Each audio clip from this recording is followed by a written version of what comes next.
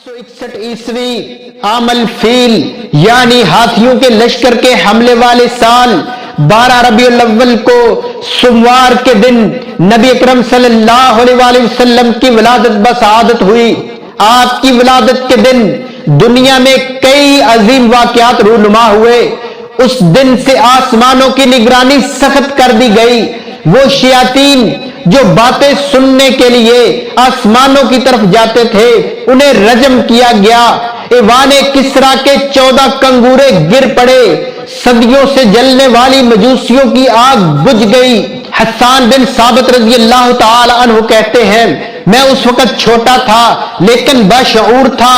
मैं यसरब में अपने हम उम्र बच्चों के साथ खेल रहा था। मुझे अच्छी तरह याद है, एक दिन एक यहूदी टीले पे चढ़ा और अपने यहूदियों को जमा करने लगा। जब सब जमा हो गए तो कहने लगा कि अल-यौम ज़हरा नज्मु अहमद, अल-यौम ज़हरा नज्मु अहमद। आज अहमद अलैहिस्सलातु वस्सलाम का ज़हूर हो गया।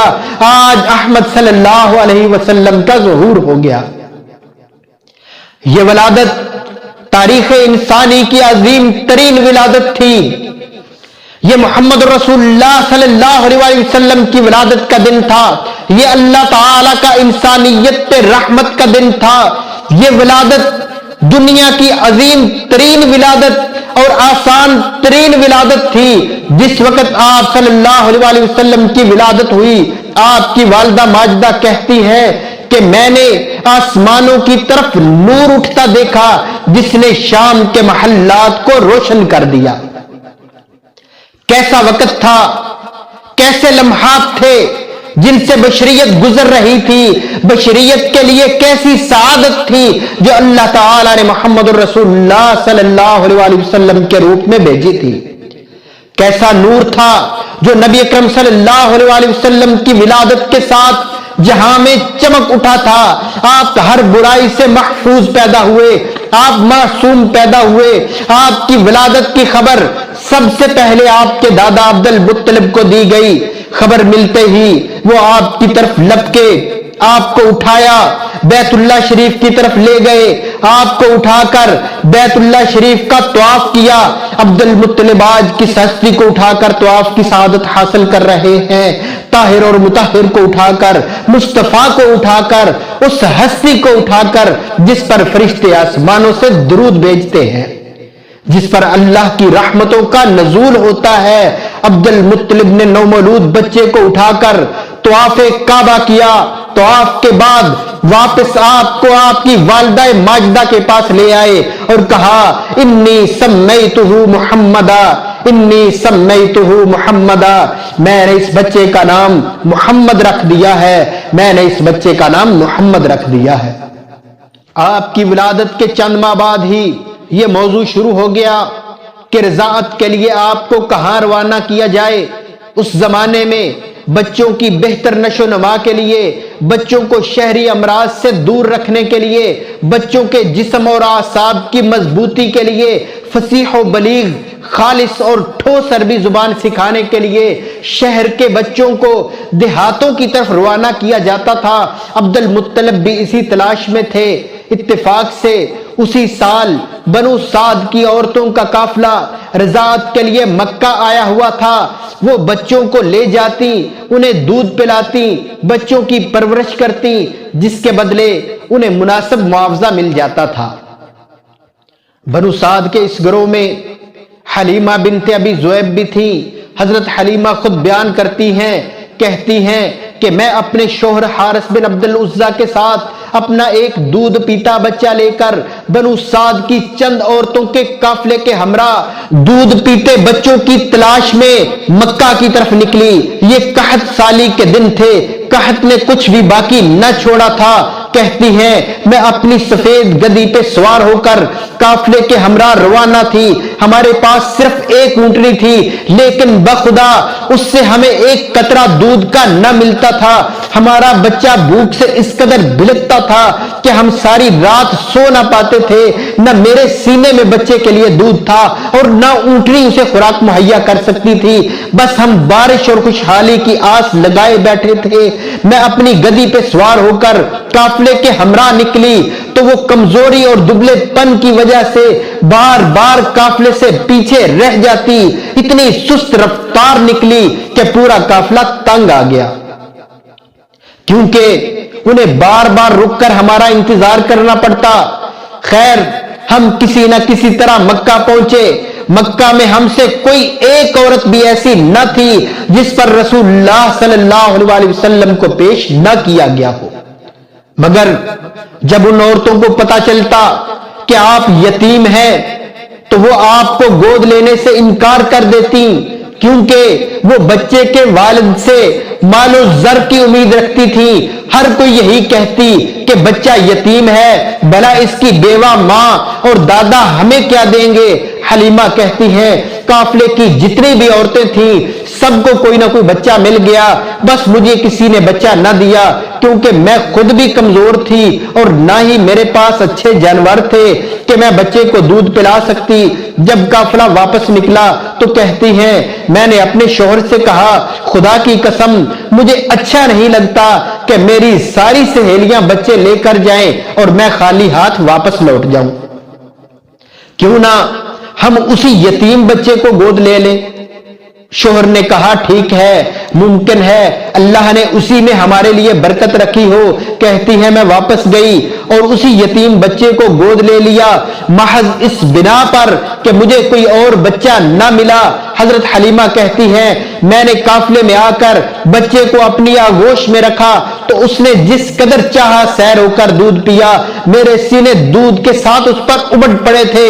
پھر میرے بیٹے عبداللہ نے دودھ پیا اور دونوں سو گئے، حالانکہ اس سے پہلے ہم اپنے بچے کے ساتھ سو نہیں سکتے تھے۔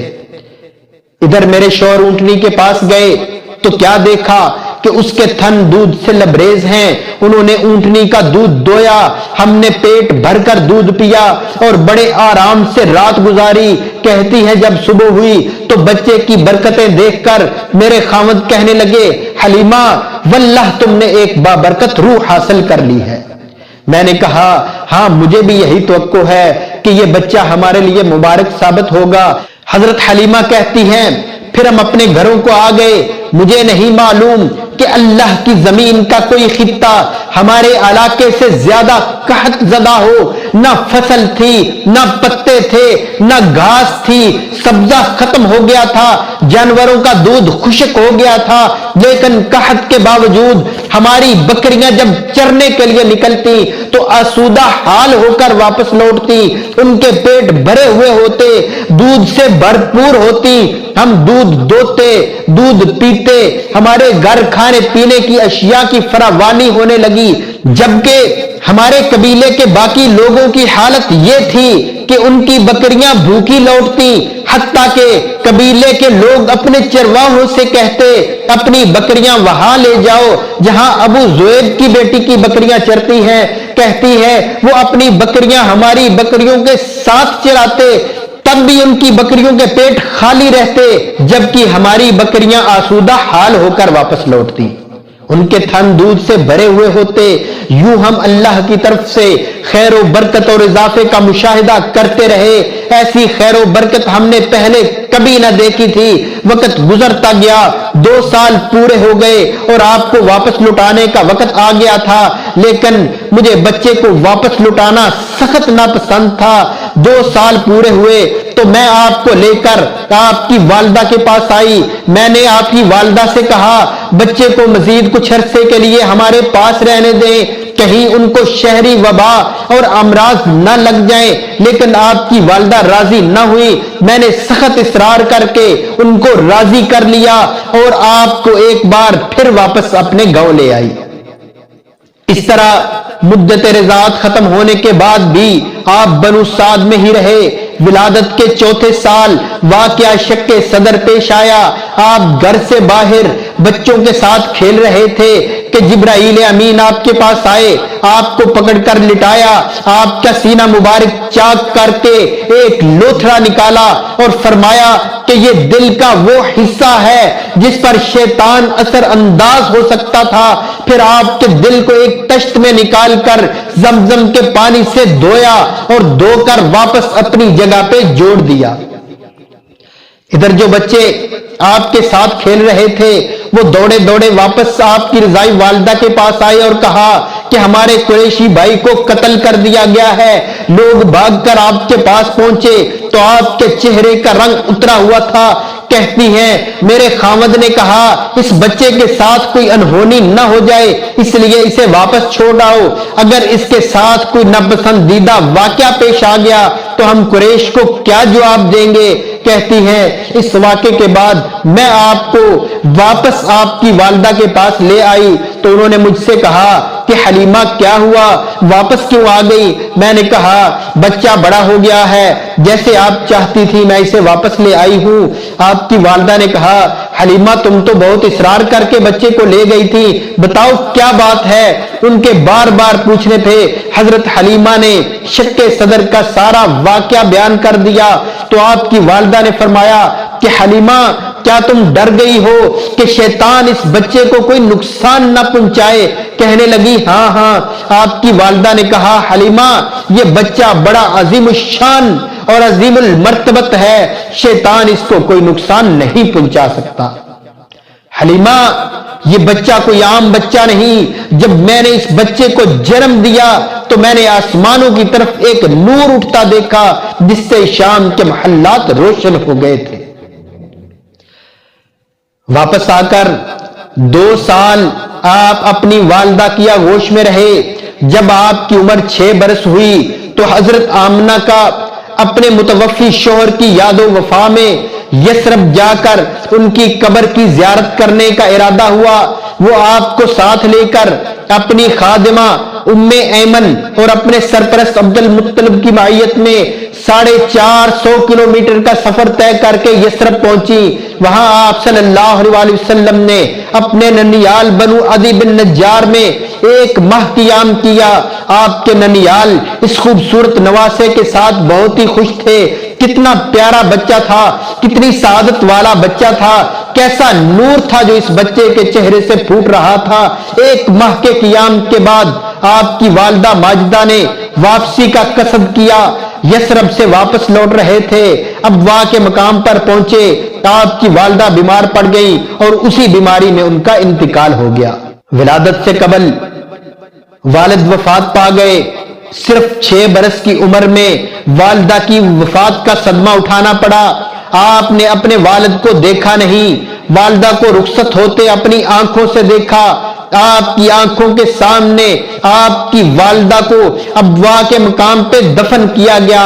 صرف 6 برس کی عمر تھی، کیسی کیسی مصیبتوں کے آپ پہ پہاڑ ٹوٹے، ماں باپ رخصت ہو گئے، کیسے کیسے حادثات آپ کے ساتھ پیش آئے۔ کون تھا آپ کے لیے اس دنیا میں؟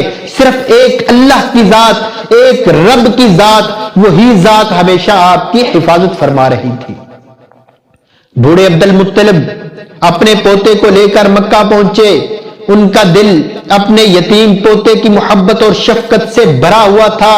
عبد المطلب کے جذبات میں اپنے پوتے کے لیے ایسی رقت تھی کہ اپنی سگی اولاد کے لیے بھی نہ ہو۔ قسمت نے حضور اکرم صلی اللہ علیہ وسلم کو جس تنہائی میں لا کھڑا کیا تھا، عبد المطلب آپ کو اس تنہائی میں چھوڑنے کے لیے تیار نہ تھے۔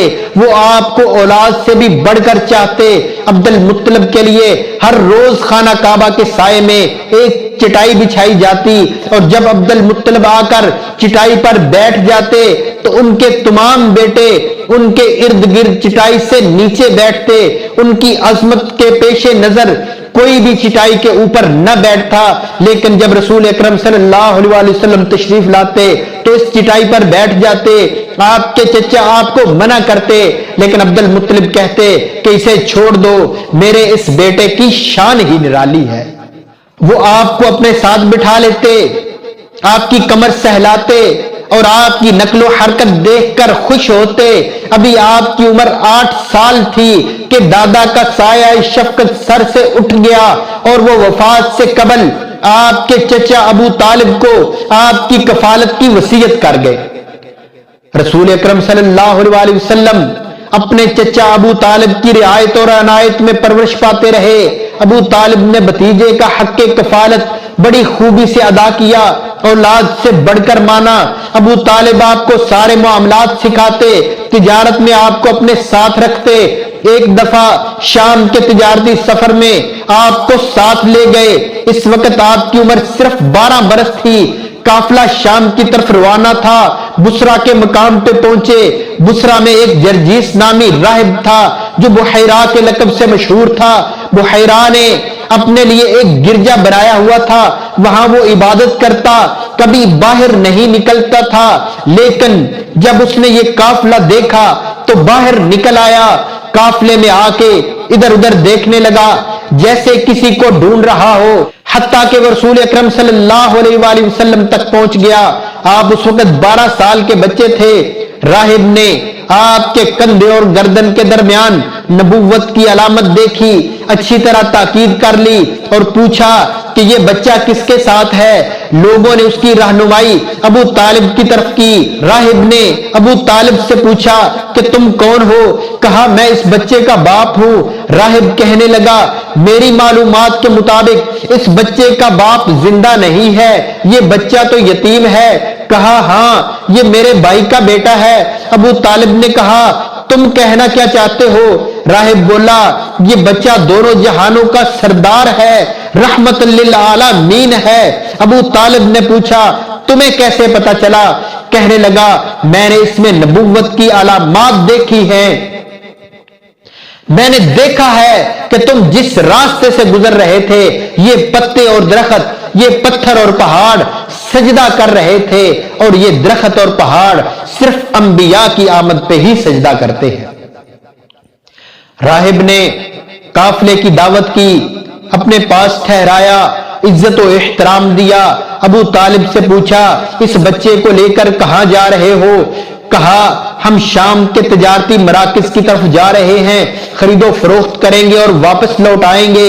راہب نے کہا اس بچے کو آگے نہ لے جاؤ، مجھے ڈر ہے اگر یہودیوں نے اس بچے کی حقیقت جان لی تو کہیں اس بچے کو نقصان نہ پہنچائیں، بہتر ہوگا کہ اسے واپس مکہ لوٹا دو۔ ابو طالب نے راہب کی نصیحت پہ عمل کیا اور کچھ لوگوں کے ہمراہ نبی اکرم صلی اللہ علیہ وآلہ وسلم کو واپس مکہ بھیج دیا۔ بچپن سے ہی نبوت کی علامات ظاہر ہونا شروع ہو گئی تھی۔ جیسے جیسے آپ بڑے ہوتے گئے علامات نبوت بھی بڑھتی گئیں۔ جب آپ کی عمر 15 برس کی ہوئی تو قریش کو جنگ فجار کا سامنا کرنا پڑا۔ اس جنگ کو جنگ فجار اس لیے کہتے ہیں کیونکہ یہ حرمت والے مہینوں میں ہوئی تھی۔ یہ جنگ دراصل بنو کنانہ اور قیس عیلان کے درمیان تھی، لیکن قریش چونکہ بنو کنانہ کے حلیف تھے اس لیے قریش نے بنو کنانہ کی حمایت میں جنگ لڑی۔ یہ جنگ عکاظ کے مقام پر ہوئی۔ حضور اکرم نے بھی اس معرکہ میں شرکت کی۔ آپ اپنے چچاؤں کے لیے تیر تیار کرتے، ان کو تیر پکڑاتے اور وہ تیر اندازی کرتے۔ اس جنگ میں دونوں قبیلوں کے کافی لوگ قتل ہوئے، بہت سے زخمی بھی ہوئے۔ آخر کار دونوں قبیلوں میں صلح ہو گئی اور مقتولین کا خون بہا ادا کر دیا گیا۔ اس مارکے کے بعد ایک اہم واقعہ پیش آیا۔ ربیہ قبیلے کا ایک آدمی مکہ سامان بیچنے آیا۔ عاص بن وائل نے اس سے کچھ سامان خریدا، سامان تو لے لیا لیکن اس کا حق ادا نہ کیا۔ وہ آدمی مکہ میں مدد کے لیے حلیف قبائل عبد الدار، مخزوم، جم، سہم اور عدی وغیرہ کے پاس چکر کاٹتا رہا، لیکن عاص بن وائل کے مقابلے میں کوئی بھی اس کی مدد کے لیے تیار نہ ہوا۔ مظلوم زبیدی جبل ابو قبیس پہ چڑھا، چند اشعار پڑھے جس میں اس نے اپنی مظلومیت کی داستان بیان کی۔ یہ شعر زبیر بن عبد المطلب نے سنے تو اس آدمی سے پوچھا کہ تمہیں کیا ہوا؟ کہنے لگا کہ عاص نے مجھ سے سامان خریدا اور قیمت ادا نہیں کی۔ زبیر نے لوگوں کو اکٹھا کیا اور کہا کیسی عجیب بات ہے کہ ایک آدمی حرم میں آئے، اللہ کے گھر میں آئے، یہاں اس پر ظلم ہو اور کوئی اس کی مدد نہ کرے۔ اس کے بعد قریش کے تمام قبیلوں کے سردار، بنو ہاشم، بنو مطلب، بنو زہرہ، بنو تیم وغیرہ کے سردار عبداللہ بن جدعان کے گھر میں جمع ہوئے، اتفاق رائے سے ایک معاہدہ تحریر پایا۔ اس معاہدے میں رسول اللہ صلی اللہ علیہ وسلم بھی موجود تھے۔ آپ کی موجودگی اس لیے ضروری سمجھی جاتی تھی کیونکہ آپ صادق اور امین تھے۔ اس اجتماع میں یہ عہد و پیمان کیا گیا کہ مکہ میں جو بھی مظلوم نظر آئے گا اس کی مدد کی جائے گی، چاہے وہ مکہ کا ہو یا باہر سے آیا ہو، قریشی ہو یا کسی دوسرے قبیلے سے تعلق رکھتا ہو۔ اہل مکہ اور ان کے حامی قبائل سب مظلوم کی مدد کے لیے اٹھ کھڑے ہوں گے اور حقدار کو حق دلوا کر رہیں گے۔ یہ معاہدہ چونکہ عصبیت کی طے سے اٹھنے والی جاہلی حمیت کے منافی تھا، مظلوم کی مدد کا معاملہ تھا، اس لیے نبی اکرم صلی اللہ علیہ وآلہ وسلم نے فرمایا کہ میں عبداللہ بن جدعان کے گھر میں ایسے معاہدے میں شریک تھا کہ اس کے عوض مجھے سرخ اونٹ بھی پسند نہیں ہے۔ اس معاہدے کے بعد لوگوں کے دلوں میں حرم مکہ کا احترام اور بڑھ گیا۔ قریش اور اس کے حامی سرداروں کی عزت لوگوں میں اور بڑھ گئی۔ حضور اکرم صلی اللہ علیہ وآلہ وسلم نے اپنا بچپن یتیمی سے شروع کیا۔ اللہ نے آپ کو پناہ دی، آپ کی ملکیت میں کوئی مال نہ تھا، چند قیرات کے عوض بکریاں چرائیں۔